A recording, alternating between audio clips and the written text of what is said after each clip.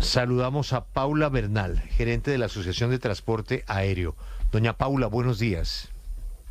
Buenos días, Julio. Un saludo para ustedes y para todos los oyentes.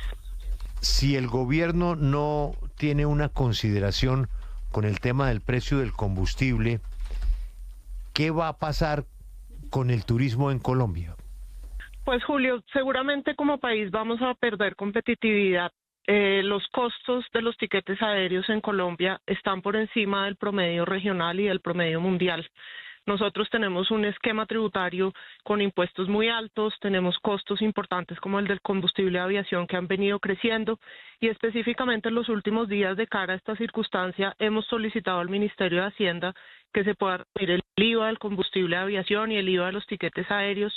Es el único servicio de transporte público que paga en Colombia un IVA de 19% y hemos recibido una negativa.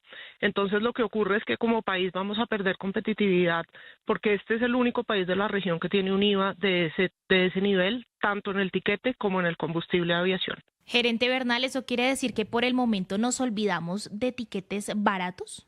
Pues las aerolíneas hacen esfuerzos todo el tiempo por alcanzar la accesibilidad del usuario del transporte público en Colombia, del transporte aéreo. Hay que recordar que el 75% de nuestros usuarios pertenecen a los estratos 2 y 3 y por esta razón las aerolíneas permanentemente hacen esfuerzos por encontrar ese poder adquisitivo de los usuarios. Sin embargo, tenemos que dar la conversación como país y las autoridades tienen que entender que el esquema tributario y el esquema de costos es un componente muy importante para que los usuarios puedan tener los precios que desean tener en los tiquetes aéreos. Desde el gremio de las aerolíneas, ustedes han estado también muy pendientes de la salida de Spirit, también de la salida de Plus Ultra en algunas rutas acá a Colombia. ¿Han visto alguna intención del gremio en ingresar quizás nuevas aerolíneas aquí al país? ¿Cómo ven esto ustedes también en el marco de la competitividad de lo que usted está hablando? Yo creo que lo hemos visto en las últimas semanas, no solo porque algunas aerolíneas nuevas van a empezar a operar en Colombia, como es el caso de Qatar, sino porque las aerolíneas que ya operan en Colombia salieron muy rápidamente a incrementar la conectividad con la salida de estas rutas. Ya las aerolíneas han anunciado nuevas rutas a los Estados Unidos y el sector ha respondido de manera muy eficiente y de manera muy rápida a la necesidad de los usuarios.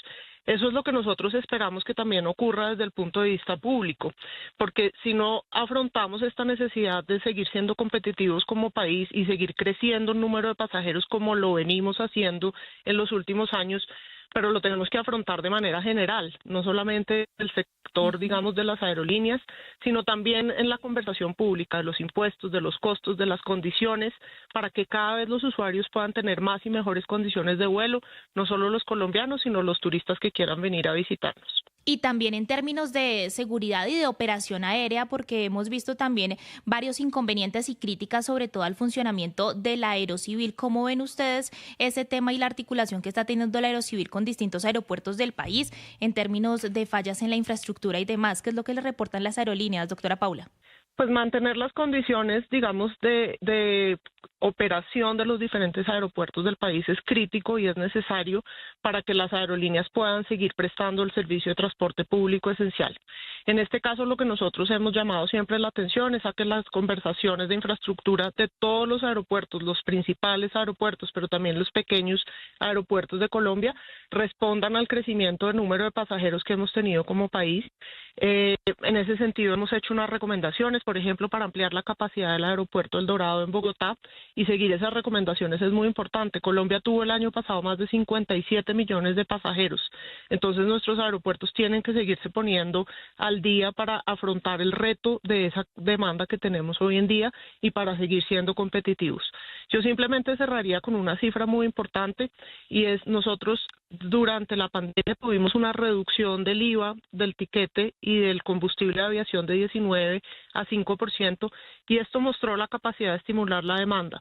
En el 2024, cuando el IVA volvió al 19%, hicimos una estimación. Habríamos tenido 7 millones de pasajeros adicionales si el IVA se hubiera mantenido en el 5%.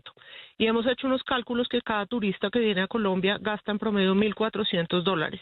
Entonces, la pérdida de recaudo que está señalando en esta oportunidad el Ministerio de Hacienda, que se tendría si se reduce el IVA, se recupera en el largo plazo con la estimulación de demanda de pasajeros y con la inversión que hacen los turistas que vienen a nuestro país. Doña Paula, muy amable, y ojalá que se reconsidere esta decisión y que no perdamos el impulso porque nunca en ningún otro gobierno Colombia había tenido este impulso de turismo, de actividad, de aerolíneas, de inversión hotelera, de curiosidad por nuestra Colombia de la belleza. Y perderla por cuenta de la gasolina, pues es muy triste. Ojalá que se arreglen las cosas, doña Paula. Muchas gracias, Julio.